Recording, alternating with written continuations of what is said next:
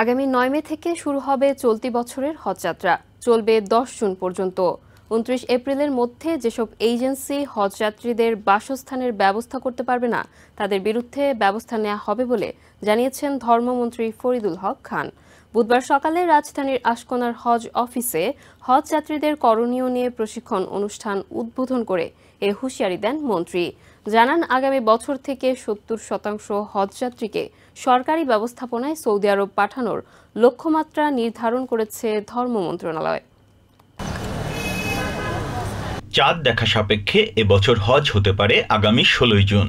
এর আগে ৮ই মে বাংলাদেশের হজ কার্যক্রমের উদ্বোধন করবেন প্রধানমন্ত্রী শেখ হাসিনা। ধর্ম মন্ত্রণালয় জানিয়েছে, এবার সরকারি ব্যবস্থাপনায় হজে যাচ্ছেন ৪,৩০৭ জন এবং বেসরকারি ব্যবস্থাপনায় যাচ্ছেন ৭৮,৮৯৫ জন। তবে মঙ্গলবার পর্যন্ত সরকারিভাবে ১,১৭৯ জন এবং বেসরকারিভাবে ভিসা পেয়েছেন ৪৫৬ জন। বেসরকারি ব্যবস্থাপনায় হজ যাত্রা নিশ্চিতে কাজ করছে ২৫৯টি লিড এজেন্সি। বেসরকারি ব্যবস্থাপনায় অনিয়মের খবর পাওয়া গেলেও সরকারি ব্যবস্থাপনা নিয়ে সন্তোষ জানিয়েছেন হজ গমনেচ্ছুরা। আমি এর আগেও আরও ১-২ বার আমি সরকারি ব্যবস্থাপনায় গিয়েছি।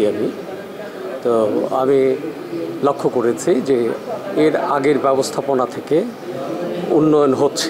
যে ভোগান্তি যা হইতো সেটার নিরসন আমরা এর একটা সুফল পাচ্ছি।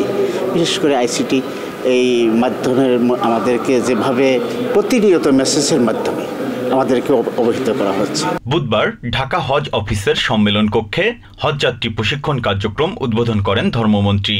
ঢাকার নিবন্ধিত হজযাত্রীরা এই প্রশিক্ষণ কার্যক্রমে অংশ নেন।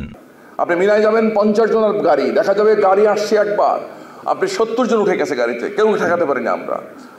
যাইতে সময় লাগে 10-15 মিনিট বা আধা ঘন্টা লাগে, কিন্তু আপনি 70 জনের জন্য আপনার ওয়েট করতে হচ্ছে। কিন্তু আর হচ্ছে দল ছুট হবেন না কোনোভাবে না। আমি অনুরোধ করি, যেখানে যান, যে অবস্থায় যান, ওয়াশরুমে যাবেন, 10-5 জন মিলে যান মিনাতে, ওই মুজদালিফায়। পরে সাংবাদিকদের সঙ্গে আলাপকালে ধর্মমন্ত্রী ফরিদুল হক খান জানান, যেসব এজেন্সি হজযাত্রীদের বাসস্থান সহ অন্যান্য সুবিধা নিশ্চিত করতে পারবে না, তাদের বিরুদ্ধে ব্যবস্থা নেওয়া হবে। তারা অনেক আগে বাড়ি ভাড়া করতে কিন্তু চলে গেছে, এবং তারা যে চলে গেছে এটা কিন্তু স্বীকার করে না তারা, কিন্তু আমরা জানি তারা বাড়ি ভাড়া করেছে, এবং যে বাড়ি ভাড়াগুলো করেছে সেগুলো ঠিক আছে, যেগুলো বাকি আছে সেগুলো তারা করবে। দায়িত্ব নিয়েই তারা কাজ করছে, এটা আমাদের বিশ্বাস। আর দায়িত্বহীনতার যদি কাজ করে বা কোনো কিছু করে, আমাদের সরকারি হজ আইনের 2021 আমাদের যে হজ আপনার আইন হয়েছে, 22-এ আমরা এটা বিধিমালা নীতিমালা করেছি, সেই নীতিমালা আলোকেই তাদের এগেইনস্টে সেইভাবে অ্যাকশন নেওয়া হবে। মন্ত্রী জানান, অনিয়ম বন্ধে আগামী বছর থেকে 70% হজযাত্রী সরকারি ব্যবস্থাপনায় নেওয়া হবে। বিশ্বের সবচেয়ে আধুনিক হজ ব্যবস্থাপনা তৈরির লক্ষ্যে কাজ করছে ধর্ম মন্ত্রণালয়। এখন এজেন্সিদের আমরা কাজ করতে দিয়েই আমাদের কিন্তু সরকারি হাজিটা নেওয়ার ব্যাপারে অনেকটা অনীহা ছিল, কিন্তু মাননীয় প্রধানমন্ত্রী সারা বিশ্বের অবস্থা বুঝে আমাদেরকে নির্দেশ দিয়েছেন, শতকরা 70% হাজি আমাদের নিতে হবে সরকারিভাবে। সে আলোকেই আমাদের কার্যক্রম আমরা এখন শুরু করব ইনশাআল্লাহ। সময়সীমা ঘনিয়ে এলেও এখনও পর্যন্ত সিংহভাগ হজযাত্রী ভিসা পাননি, ফলে চ্যালেঞ্জের মুখে পড়েছে এবারের হজ ব্যবস্থাপনা। সংকট নিরসনে কার্যকর উদ্যোগ নেওয়া হয়েছে বলে জানিয়েছে ধর্ম মন্ত্রণালয়।